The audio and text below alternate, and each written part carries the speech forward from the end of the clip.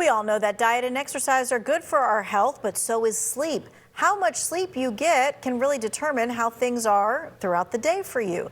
Dr. Pallavi Reddy, a sleep medicine specialist with Cone Health LeBauer Pulmonary Care at Burlington, is talking to us about getting a good night's sleep. So let's talk about this, how to prepare for the upcoming time change, because it's coming next weekend.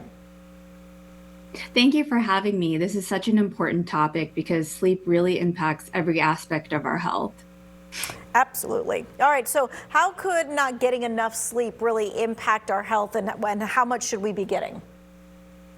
So sleep is essential for both physical and mental health. When we don't get enough sleep, it affects our mood, our memory, our immune system, and heart health. So long-term sleep deprivation has been linked to conditions like high blood pressure, diabetes, depression, and weight gain. Most adults need about 7 to 8 hours of sleep per night to function at their best. So sleep is not downtime, it's when the body repairs and resets. Yeah, we need that every single night. All right, so what are some common mistakes maybe that people make that prevent them from getting a good night's sleep, and what should we do instead? Well, one of the biggest mistakes is having an inconsistent sleep schedule. Our brain thrives on routine. Other common issues include using screens before bed, drinking caffeine too late in the day, alcohol close to bedtime, and trying to catch up on the weekends. And consistency is really the key. All right, so let's talk about like what a healthy sleep routine looks like for an adult. Well, ideally, you want to go to bed and wake up at the same time every day. So, having a wind down routine, something relaxing like reading, listening to soft music, or taking a warm bath. Also, make sure your room is cool, dark, and quiet. Those small changes can make a big difference. Yeah, I like you said, cool, dark, and quiet. And I think to myself, that's why I'm always telling my husband, hey, you need to shut the blinds. I can't even see like a little bit of the light. I need it all dark. What about kids? Because I'm imagining the same kind of routine would be good for them, but are there some additional do's and don'ts when it comes to kids?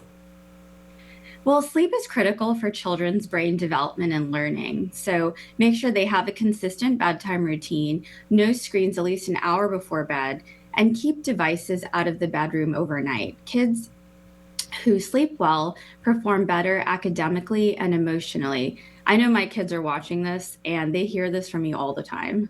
They may not want to listen, but they hear it from you all the time. Okay, so daylight saving time begins this weekend. We're going to be setting our clocks ahead 1 hour, springing forward. That means we're losing an hour of sleep. What kind of steps should we be taking now? Great question. So start by adjusting your schedule a few days early by going to bed about 15 minutes earlier each night. And also, morning sunlight is key. It helps reset your body clock. Most importantly, avoid caffeine late in the day. And I'm guessing that's what we should be doing with our kids as well. We should be trying to get them to go to sleep a few minutes beforehand.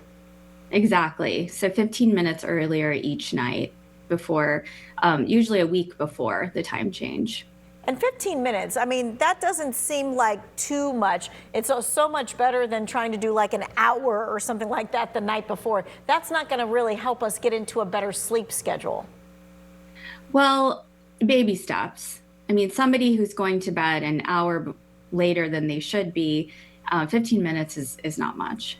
Yeah, 15 minutes is much. We can all do that. All right, we're going to continue talking about a good night's rest with Dr. Reddy. We're going to do that after we come back from the break. Skip